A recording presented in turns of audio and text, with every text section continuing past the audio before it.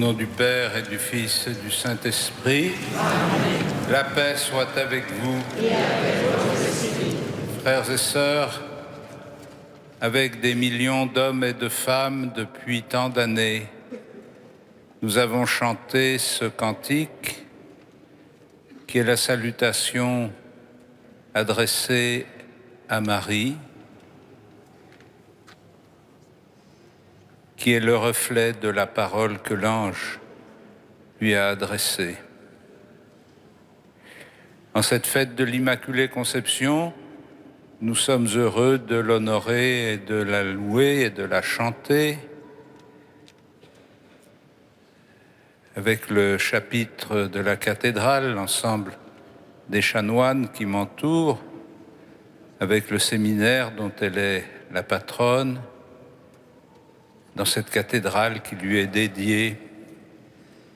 C'est d'une certaine façon le cœur du diocèse qui se tourne vers Notre-Dame et qui compte sur son intercession, elle qui a été conçue sans péché, pour que Dieu nous manifeste sa miséricorde. Préparons-nous à célébrer cette Eucharistie en reconnaissant que nous sommes pécheurs. Je confesse à Dieu Tout-Puissant, je reconnais devant mes frères, en pensée, en parole, par action et par omission. Oui, j'ai vraiment péché. C'est pourquoi je supplie la Vierge Marie, les anges et tous les saints, et vous aussi, mes frères, de prier pour moi, le Seigneur notre Dieu, et que Dieu Tout-Puissant nous fasse miséricorde, qu'il nous pardonne nos péchés et nous conduise à la vie éternelle. Amen.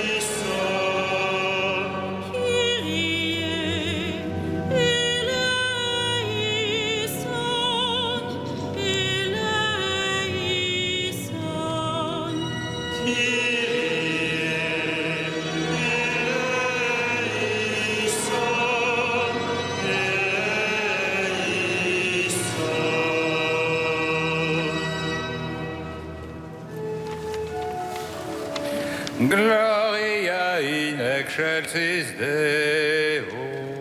Et in terra pax hominibus bone voluntatis. Laudamus te. Benedicimus te. Laudamus te. Glorificamus te. Gratias audimus te.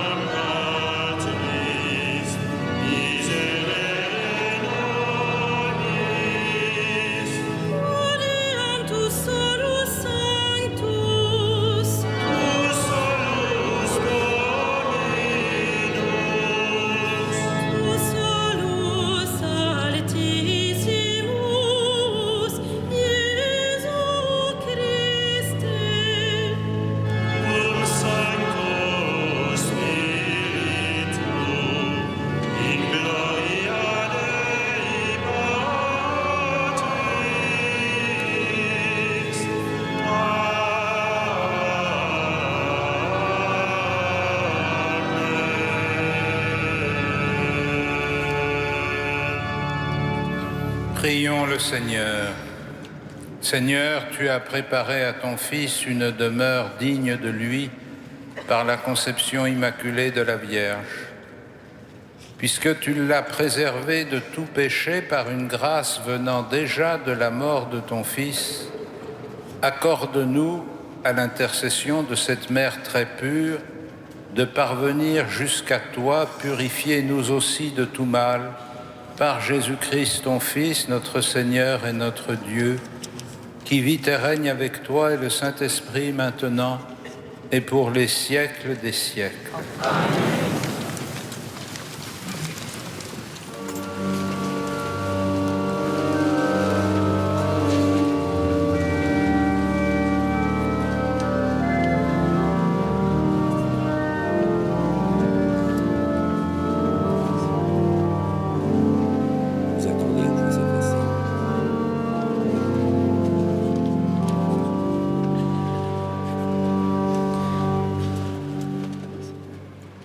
Lecture du livre de la Genèse.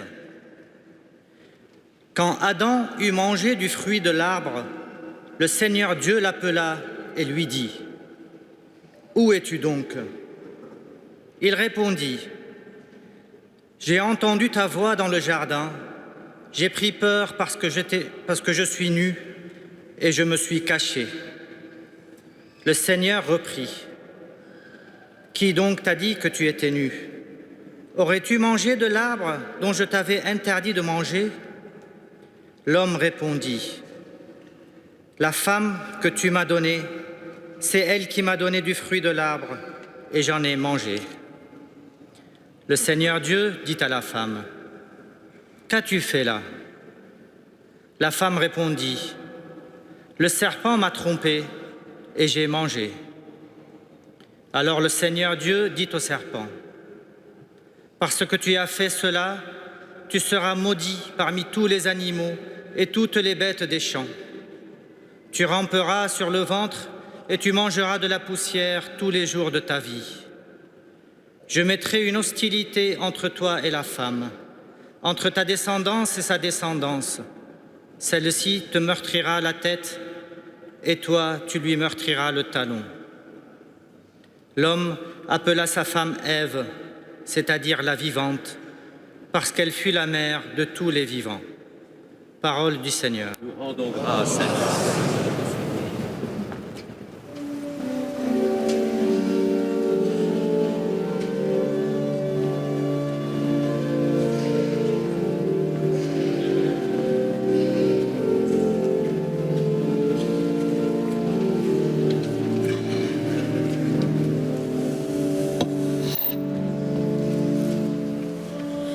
Le Seigneur fit pour moi des merveilles, saint est son nom. Le Seigneur fit pour moi des merveilles, saint est son nom. Chantez au Seigneur un chant nouveau, car il a fait des merveilles. Par son bras très saint, par sa main puissante, il s'est assuré la victoire.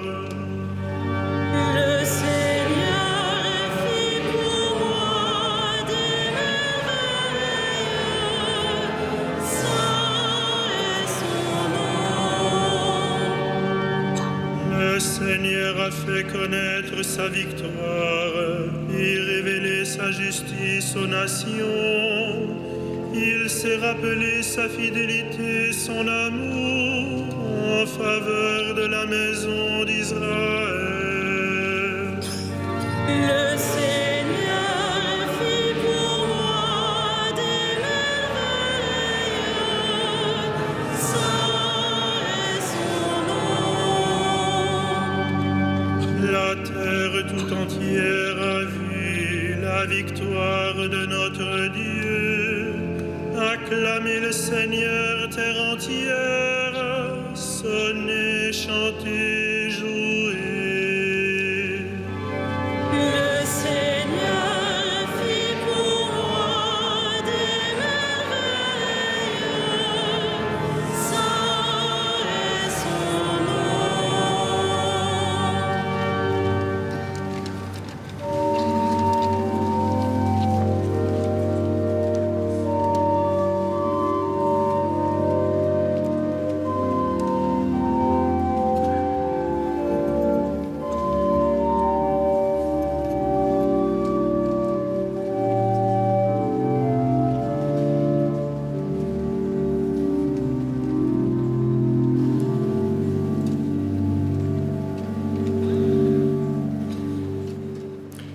Lecture de la lettre de saint Paul, apôtre aux Éphésiens. Béni soit Dieu, le Père de notre Seigneur Jésus-Christ. Il nous a bénis et comblés des bénédictions de l'Esprit au ciel dans le Christ. Il nous a choisis dans le Christ avant la fondation du monde, pour que nous soyons saints, immaculés devant lui dans l'amour. Il nous a prédestinés à être pour lui des fils adoptifs par Jésus le Christ. Ainsi il a voulu sa bonté, à la louange de gloire de sa grâce, la grâce qu'il nous donne dans le Fils bien-aimé. En lui, nous sommes devenus le domaine particulier de Dieu. Nous y avons été prédestinés selon le projet de celui qui réalise tout ce qu'il a décidé. Il a voulu que nous vivions à la louange de sa gloire, nous qui avons d'avance espéré dans le Christ. Parole du Seigneur.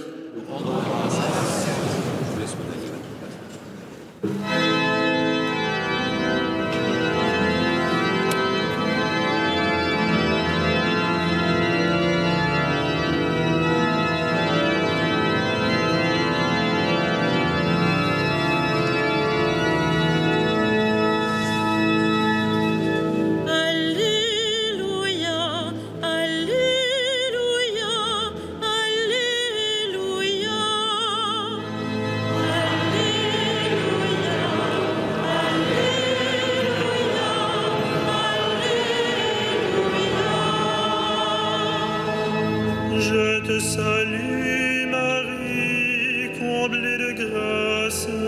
Le Seigneur est avec toi, tu es bénie entre les femmes.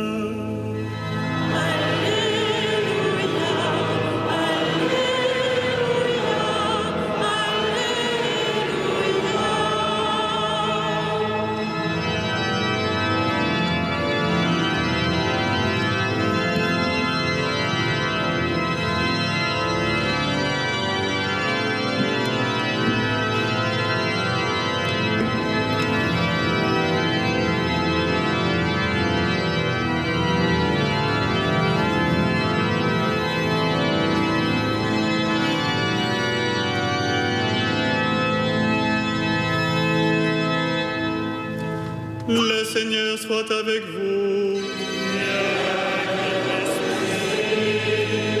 Évangile de Jésus-Christ selon saint Luc.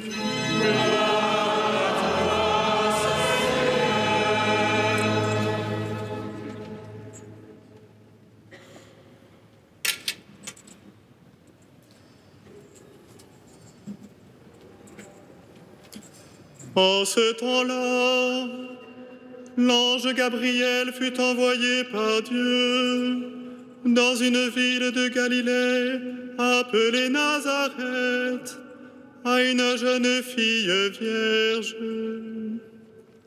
accordée en mariage à un homme de la maison de David, appelé Joseph. Et le nom de la jeune fille était Marie.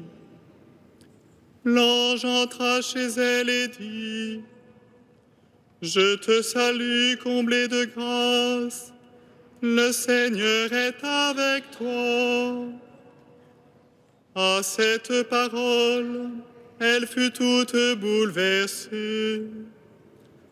Et elle se demandait ce que pouvait signifier cette salutation. L'ange lui dit alors : « Sois sans crainte, Marie, car tu as trouvé grâce auprès de Dieu. Voici que tu vas concevoir et enfanter un fils, et tu lui donneras le nom de Jésus. Il sera grand, il sera appelé Fils du Très-Haut. Le Seigneur Dieu lui donnera le trône de David son père.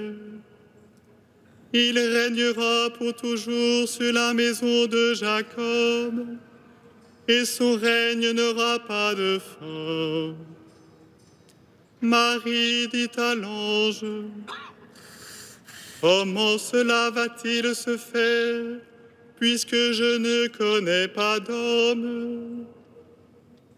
L'ange lui répondit, l'Esprit Saint viendra sur toi, et la puissance du Très-Haut te prendra sous son ombre. C'est pourquoi celui qui va naître sera saint. Il sera appelé Fils de Dieu.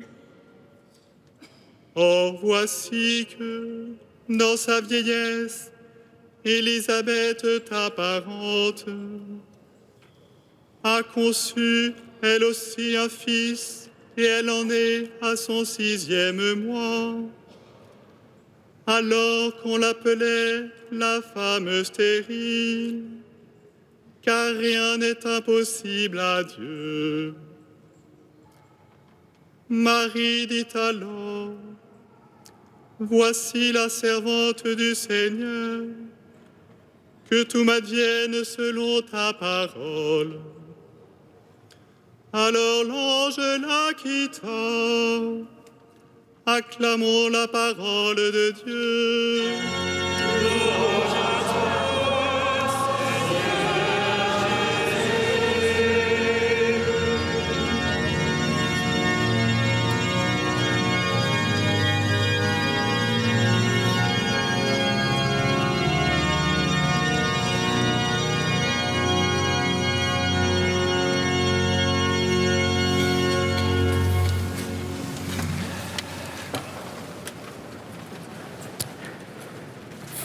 Frères et sœurs, le dialogue entre l'ange Gabriel et Marie à Nazareth engage évidemment des événements qui vont profondément transformer la vie de Marie. Mais il engage surtout des événements qui vont changer la vie du monde. Et à travers ce dialogue entre deux personnes, où se joue l'engagement de la liberté de Marie, c'est l'avenir de l'humanité qui est tout entière engagé. C'est ainsi que les lectures que nous avons entendues avant le récit de l'Annonciation à Nazareth nous invitent à mesurer comment la révélation divine éclaire l'histoire des hommes.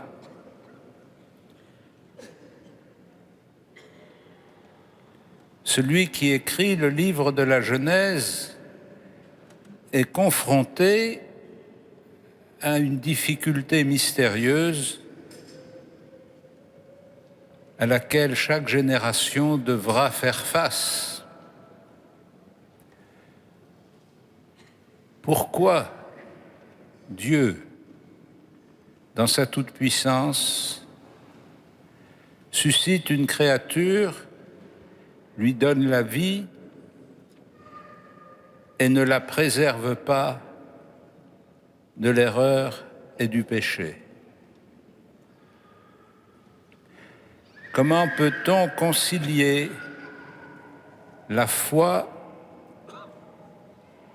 dans la promesse de salut que Dieu fait à travers l'alliance en Israël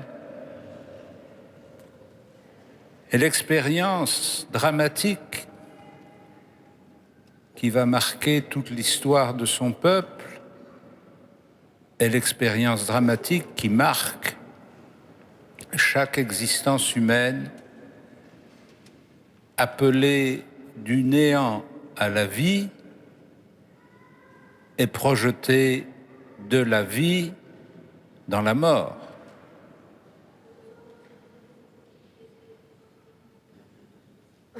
Nous comprenons que pour beaucoup d'hommes et de femmes à travers les âges, cette énigme ait pu être un obstacle insurmontable à la reconnaissance de l'identité de ce Dieu.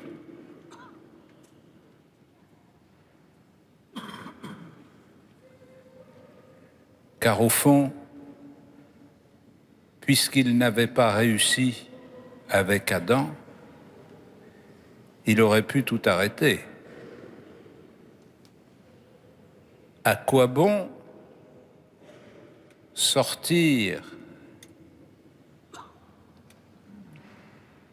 de la phase initiale pour entrer dans l'histoire humaine si c'est pour ouvrir des siècles et des siècles de drames?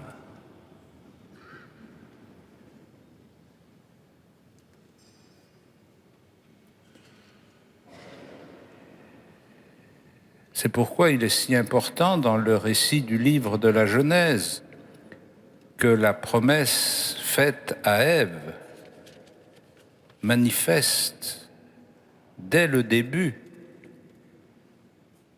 que la victoire finale n'appartiendra pas au serpent. Si Dieu lance l'humanité dans l'histoire, ça n'est pas pour qu'elle s'abîme dans la mort, c'est pour qu'elle participe à sa vie et qu'elle surmonte la fascination de la mort par l'espérance de la vie.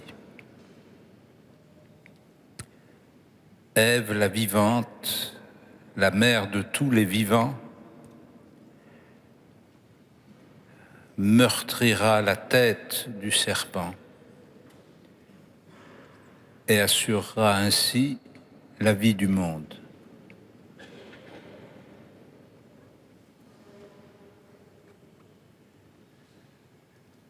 À chacune de nos générations, nous sommes confrontés à cette énigme. Dieu se révèle à nous comme le Dieu de la vie, le Dieu de la bénédiction, et nous le rencontrons à travers des expériences dramatiques et souvent mortelles.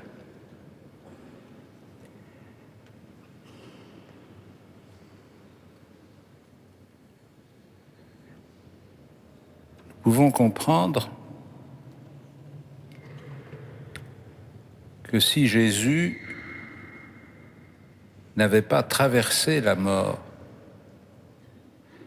s'il ne s'était pas relevé, ressuscité, s'il n'avait pas été glorifié en Dieu, l'histoire humaine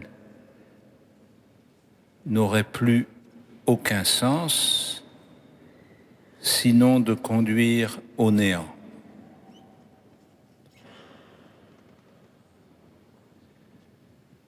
Ce retournement du sens des événements qui constitue à la fois quelque chose d'imprévisible, d'improbable, d'admirable. Ce bouleversement est dû non pas simplement au mérite personnel de Marie, mais à la prévenance de Dieu qui, dès le début, a mis en œuvre les moyens de notre salut. Et c'est ce retournement de perspective auquel nous sommes invités, c'est-à-dire la capacité de lire l'histoire du monde, non seulement comme un enchaînement de causes et d'effets, mais comme la manifestation d'une décision initiale qui se déploie à travers le temps en s'appuyant sur la liberté humaine. C'est parce que Dieu a voulu un partenaire capable de l'aimer et d'entrer en alliance avec lui qu'il lui a laissé la possibilité de choisir. C'est parce qu'il a voulu non pas un peuple asservi, mais un peuple sauvé, qu'il a mis en nous cette capacité de le reconnaître et de l'aimer. Dès avant la création du monde, avant la fondation du monde, il nous a choisis.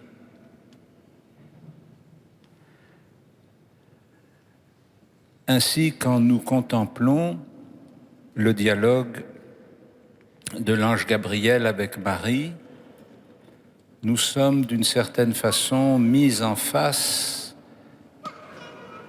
du drame de l'humanité et de son espérance. Nous sommes mis en face de la dépendance dans laquelle Dieu a voulu se placer pour que son œuvre s'accomplisse. Et nous sommes mis en face de l'enjeu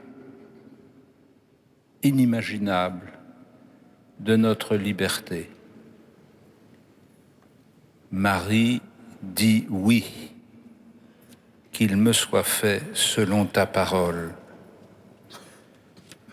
Et c'est à travers cet acquiescement que la liberté humaine entre comme une composante constitutive de l'histoire du salut.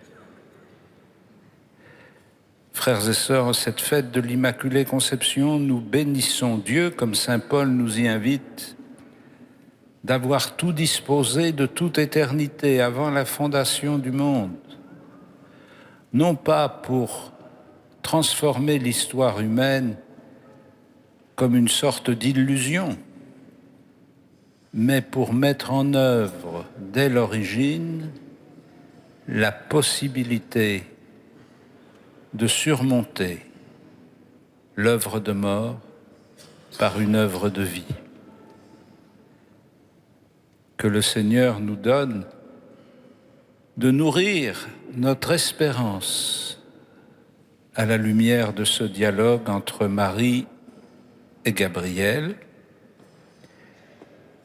Que le Seigneur nous donne de fortifier notre liberté dans la réponse de Marie, qu'il nous donne d'éclairer notre foi pour que nous aussi nous soyons convaincus que rien n'est impossible à Dieu.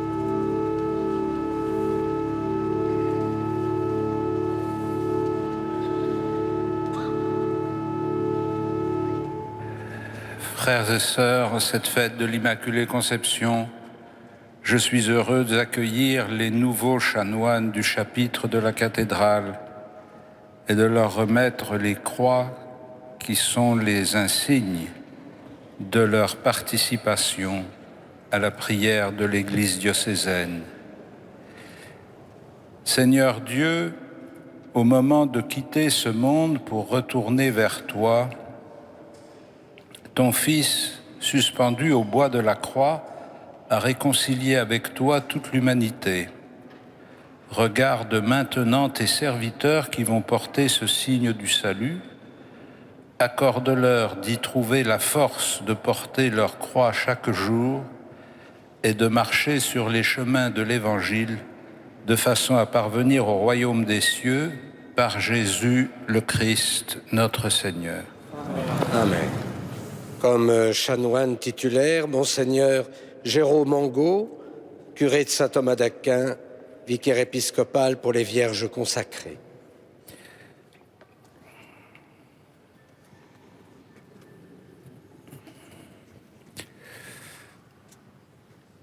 Voilà.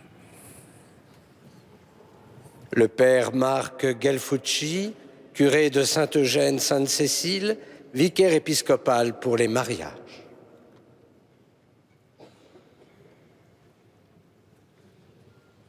Et comme chanoine honoraire, le père Jean-Baptiste Arnaud, délégué épiscopal pour les jeunes adultes.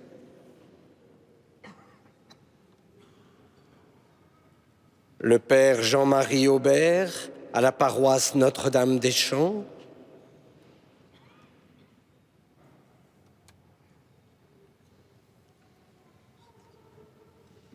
Le père Claude Asti, à la paroisse Saint-Marcel.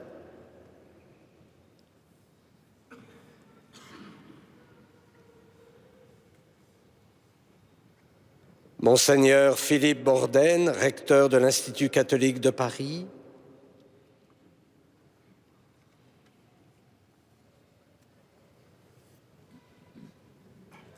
Le père Michel Brière, aumônier des Beaux-Arts et professeur à l'Institut catholique.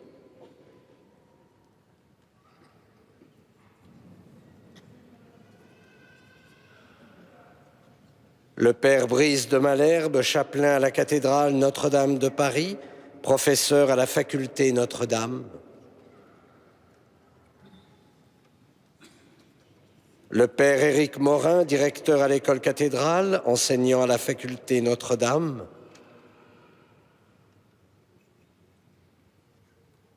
Le père Bernard Terrien à la cathédrale Notre-Dame de Paris et à la paroisse Saint-Louis d'Antin.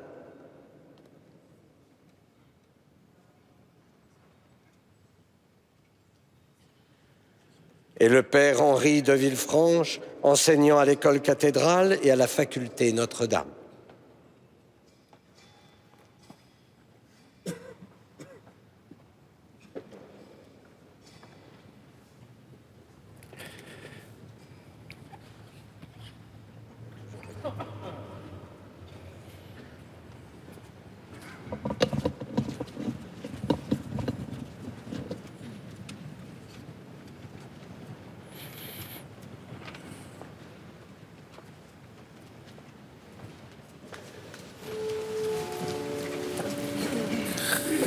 Credo in unum Deum, Patrem omnipotentem, factorem celi et terrae, visibilium omnium et invisibilium.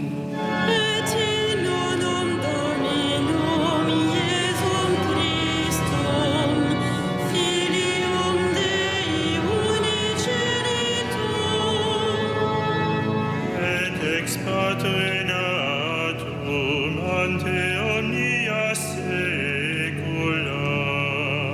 Deum de Deo, lumen de lumine, Deum verum, Deo verum. Genitum non factum consubstantialem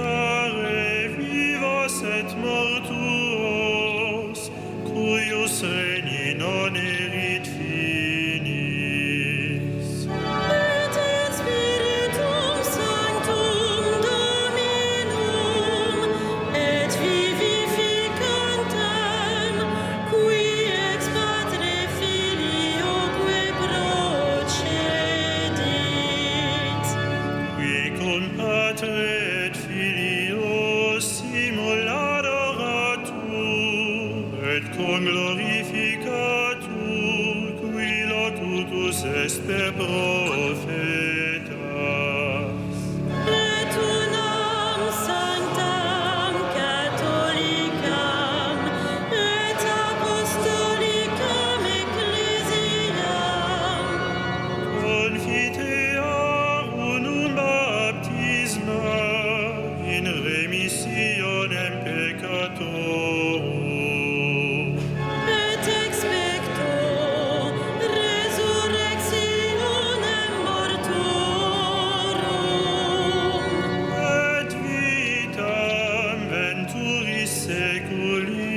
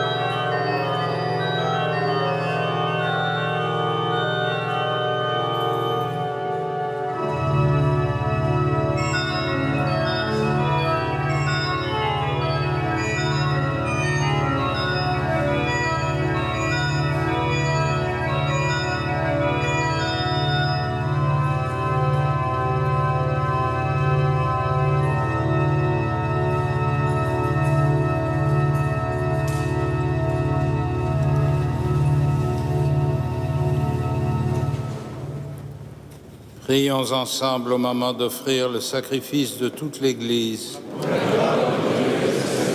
Seigneur, accueille le sacrifice du salut que nous t'offrons en ce jour où nous célébrons la conception immaculée de Marie. Puisque nous reconnaissons que la prévenance de ta grâce l'a préservée de tout péché, accorde-nous par son intercession d'être libérés de toute faute par Jésus le Christ, notre Seigneur. Amen. Le Seigneur soit avec vous. Élevons notre cœur.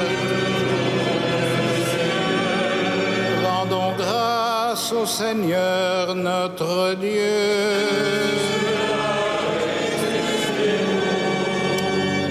Vraiment, il est juste et bon de te rendre gloire, de t'offrir notre action de grâce toujours et en tout lieu. À toi, Père très saint, Dieu éternel et tout-puissant, car tu as préservé la Vierge Marie de toutes les séquelles du premier péché, et tu l'as comblée de grâce pour préparer à ton Fils une mère vraiment digne de lui. En elle, tu préfigurais l'Église, la fiancée sans ride, sans tache, resplendissante de beauté.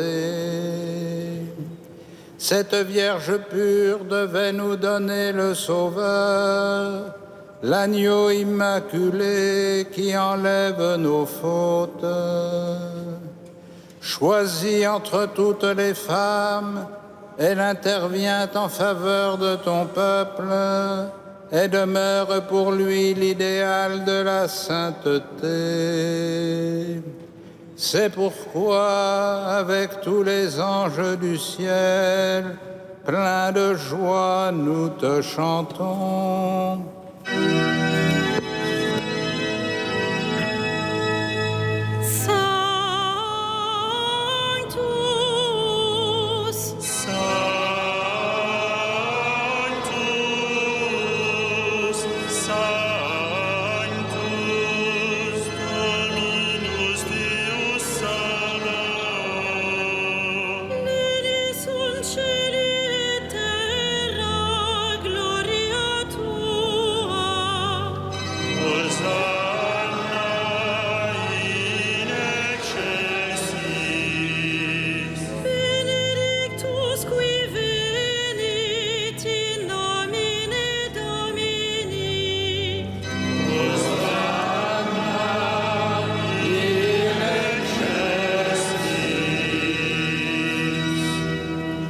Tu es vraiment saint, Dieu de l'univers, et toute la création proclame ta louange, car c'est toi qui donnes la vie, c'est toi qui sanctifies toutes choses par ton Fils Jésus-Christ, notre Seigneur, avec la puissance de l'Esprit Saint. Et tu ne cesses de rassembler ton peuple, afin qu'il te présente partout dans le monde une offrande pure. C'est pourquoi nous voici rassemblés devant toi et dans la communion de toute l'Église, nous célébrons le jour où la Vierge Marie a été conçue sans la faute originelle, puisque tu l'avais choisie pour être la mère du Sauveur. Par lui qui a enlevé le péché du monde, Dieu Tout-Puissant, nous te supplions de consacrer toi-même les offrandes que nous apportons. Sanctifie-les par ton Esprit pour qu'elles deviennent le corps et le sang de ton Fils, Jésus-Christ notre Seigneur, qui nous a dit de célébrer ce mystère. La nuit même où il fut livré, il prit le pain. En te rendant grâce, il le bénit, il le rompit et le donna à ses disciples en disant « Prenez et mangez-en tous. Ceci est mon corps livré pour vous. »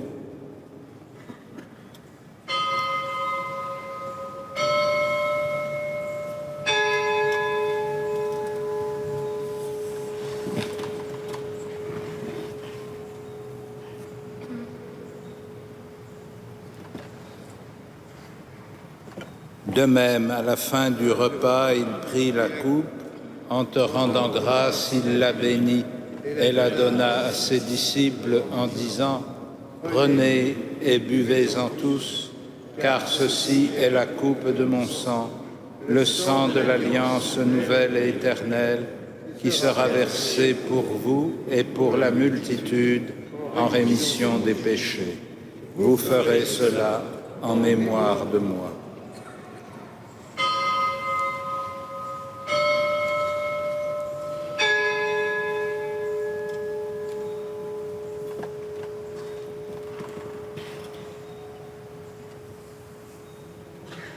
Il est grand le mystère de la foi.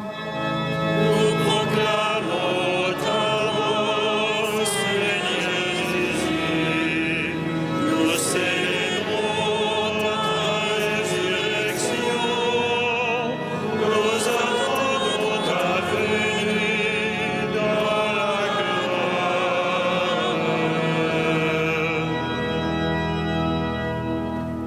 En faisant mémoire de ton Fils, de sa passion qui nous sauve, de sa glorieuse résurrection et de son ascension dans le ciel, alors que nous attendons son dernier avènement, nous présentons cette offrande vivante et sainte pour te rendre grâce.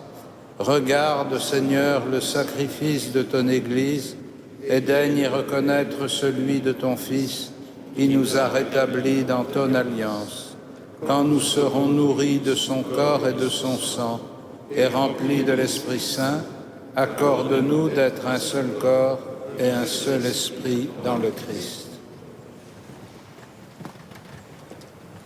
Que l'Esprit Saint fasse de nous une éternelle offrande à ta gloire, pour que nous obtenions un jour les biens du monde à venir auprès de la Vierge Marie, la bienheureuse Mère de Dieu, avec Saint Joseph, son époux, les apôtres, les martyrs et tous les saints qui ne cessent d'intercéder pour nous.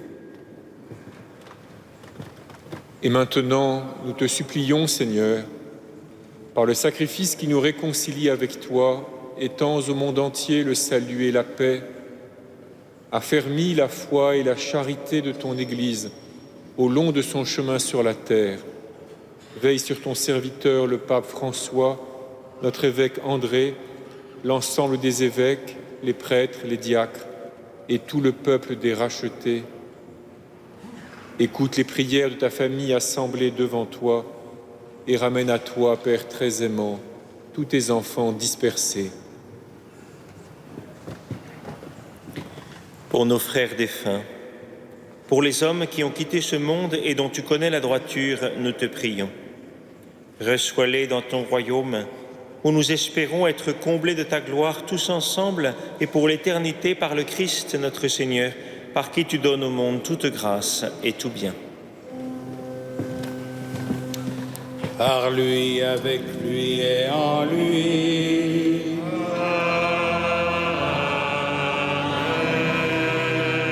À toi, Dieu le Père Tout-Puissant, dans l'unité du Saint-Esprit.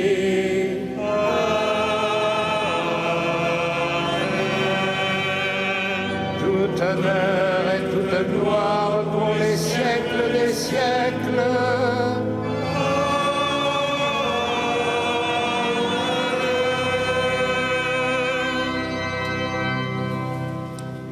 Unis dans le même esprit, nous pouvons dire avec confiance la prière que nous avons reçue du Sauveur.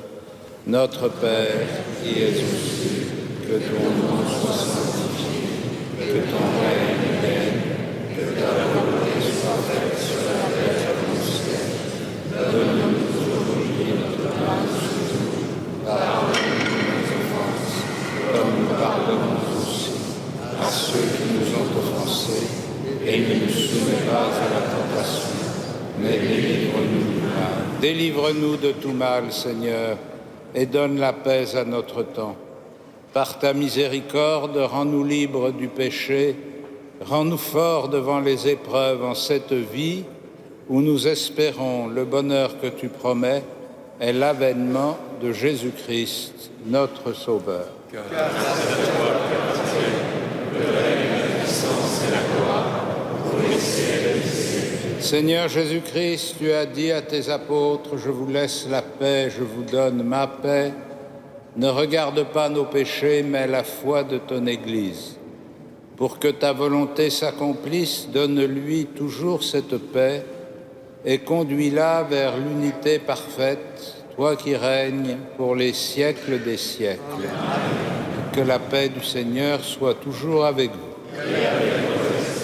Dans la charité de Christ, donnez-vous la paix.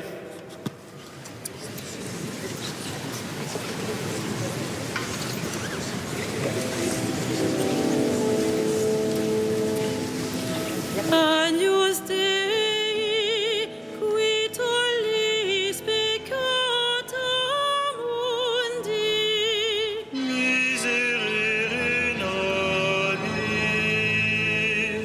Agnus Dei, qui tollis peccata mundi, Miserere nobis. Agnus Dei, qui tollis peccata mundi. Dona nobis pacem.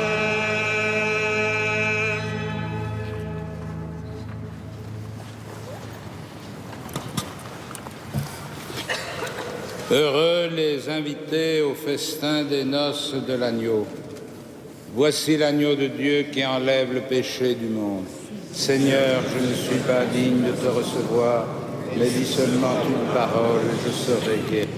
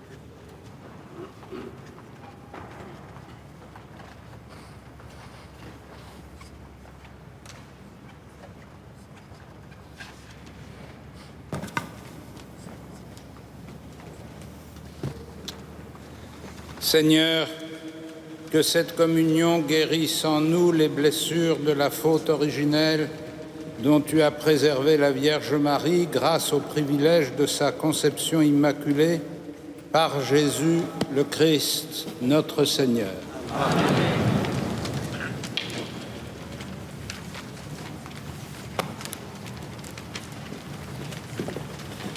Le Seigneur soit avec vous. Et avec que Dieu Tout-Puissant vous bénisse, le Père, le Fils et le Saint-Esprit. Amen. Allez dans la paix du Christ. Nous rendons grâce à Dieu.